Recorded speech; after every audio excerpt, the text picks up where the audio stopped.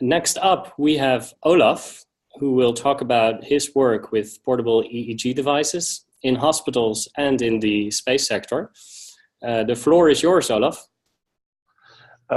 Thank you, Jules. So just want to talk a bit about some work that we've been doing in my lab as a part of a collaborative project where we're using portable EEG technology to measure brain health and performance. So as noted, when humans go to Mars, there are going to be a lot of challenges with this. For example, getting there is going to be difficult, of course. Radiation will be an issue once you're there. Low gravity environment, resources once you're there, distance from Earth. What we're really focused on are the human factors. So what happens to people and how can you monitor that and how can you improve human performance, if you will. So the project, I want to tell you about two projects actually. The project we're starting is with the High Seas Mars Habitat in Hawaii. And if you don't know much about high seas, there's several Mars habitats. The habitat is designed to study human factors, so it's not a spaceship per se, but it's designed to be an analog for a spaceship. And what we're really interested in is the astronauts themselves. So on these long duration missions, they're going to experience a lot of changes and have to deal with a lot of factors. And what we're primarily focused on is the idea of fatigue. And fatigue leads to injuries. We know that, and fatigue leads to mistakes. And if you think about the scope of these missions, one mistake could potentially become a disaster. So how are we going to do that? Well, I'll first say that we know that sleep and fatigue is a bad thing. There's a ton of research out there that shows that when you're sleep deprived, it's almost the same as being impaired with alcohol. So how do you assess sleep deprivation, or more importantly, fatigue? Well, there are a lot of ways to do this, but what we're trying to do in my lab is develop a brain-based way of doing this. So actually measure brain function and try to capture whether someone is tired or not. Now, the way we do that is using portable EEG technology. So there's two pieces to this. First, we're using the Muse headband. The Muse headband is made by Interaxon Incorporated. It's a Canadian company out of Toronto. And it's basically a portable EEG system. It's iPhone or iOS based, and it's developed as a meditation assistant, but what we've done is be able to unlock the data coming from the Muse and use it for other things. The other piece of the puzzle is an app made by Suva, which is a UVic spinoff company, and the app is essentially a fatigue assessment tool. Now I'm going to tell you a little bit about the science behind it, and then tell you about application, and bring it back into space.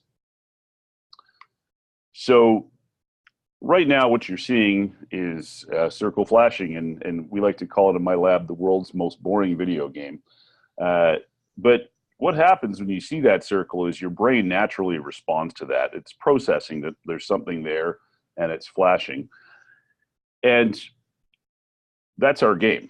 All right, we show people a series of circles. We actually use two colors. Some are green, some are blue, and the colors don't really matter. Well, the trick is that some of the circles are infrequent. We call this an oddball effect, and your brain detects that these things are less frequent than the other circles.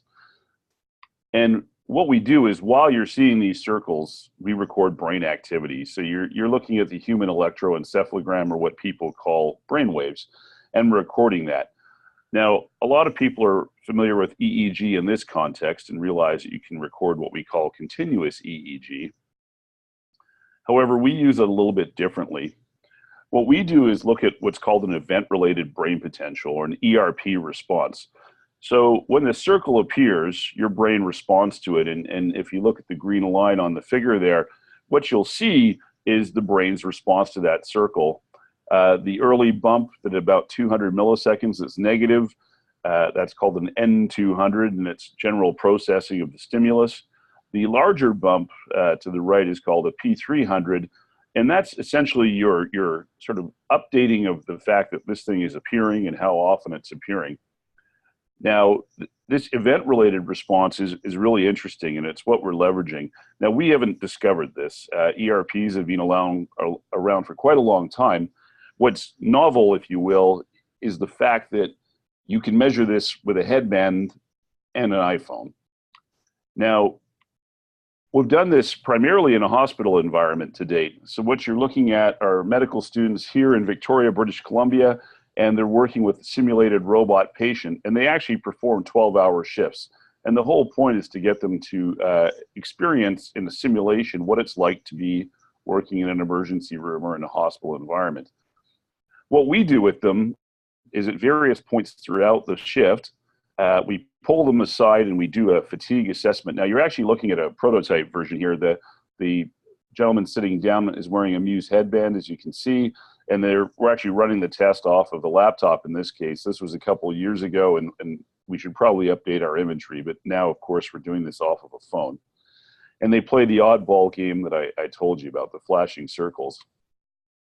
What's important is that the response to that stimulus in the game, the response to that circle is reduced when you're tired. And this is quite a reliable effect.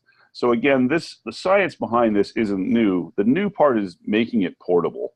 So the fact that you can do this off an iPhone with one of these headbands in 5 minutes. So now we can pull aside a doctor in this environment, and in 5 minutes, they can do a neural assessment of fatigue. The way we use it is we build up a baseline. Now the blue bars represent the scores, if you will, of each time you play the game. And there's variation. It depends on whether you're rested, how well you slept, if you've exercised, if you've eaten breakfast or not. And you can capture sort of normal, healthy brain function.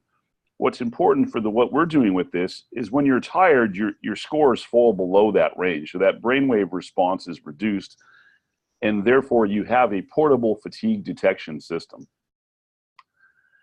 These are data from our actual app. It's me, so sadly you can see the days when I'm tired and the days when I'm not. But you're looking on the top left, you see a nice large P300 response.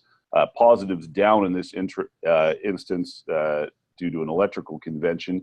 And on the top left, you see me rested. The bottom left, you see me tired. And you see a summary of scores, and you see that pattern of variation with the score on the far right being the negative 1.49, me being extremely tired, which is yesterday. So glad I got a good night's sleep last night. And the whole point of this fatigue assessment tool is to bring it back to Mars. So as the astronauts are on these long journeys, we want to know if they're tired. We want to know how their brain is functioning. And you could build this assessment into part of their daily routine. So they could have an iPad or an iPhone. They don't need cellular service because, of course, that won't work. And they can do this brain health or fatigue assessment. So far, as you've seen, we've shown that it works in a hospital environment. We can detect when doctors and nurses are tired in medical students. We've done this in sports and shown that we can relate fatigue to performance in sport. So when athletes are tired, they perform worse. When they're rested, they perform better. But as opposed to using self-report, we're relying on a direct neural measurement. We've recently deployed this to a mine in northern BC. If you're not familiar with mining, the equipment's quite large, quite dangerous, and when people get tired, some pretty horrific accidents can happen. And in a couple months, once the island of Hawaii settles down a little and the next Mars Habitat mission launches, we'll be deploying this in the Mars Habitat so that the astronauts in the simulation can do portable fatigue assessment. So by combining the Muse headband with the app made by Suva, we're basically in a place where we can directly measure brain health and performance, and we can detect fatigue. We're also working on other applications I should note at this time. So right now we're looking at the possibility of measuring depression and some other psychological factors, which could, of course, again, impact performance. So I'd just like to say thank you at this point, and I appreciate you having me. Thank you, Olav. That's incredible work using these portable devices, and it's incredible that you can do it now. What you said, neural assessments of fatigue in 5 minutes because of this portability of the devices. Thanks a lot.